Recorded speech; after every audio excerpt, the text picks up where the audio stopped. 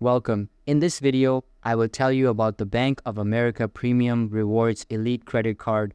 Let's begin. The Bank of America Premium Rewards Elite Credit Card is a premium travel card designed for frequent travelers who want luxury benefits. With a $550 annual fee, it offers great perks like access to over 1,000 airport lounges worldwide, a $450 annual statement credit for travel-related expenses, and top-tier travel protections. Cardholders earn 2 points per dollar on travel and dining and 1.5 points on all other purchases. Plus, if you're a member of the Bank of America Preferred Rewards program, you can earn an additional 25% to 75% in rewards, making it possible to earn up to 3.5 points per dollar on travel and dining. New cardholders can also earn a generous welcome bonus of 75,000 points after spending $5,000 in the first 90 days.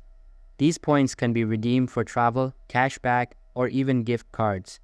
In addition, the card covers the cost of check or global entry, and you'll have access to exclusive Visa Infinite benefits such as concierge services and special offers.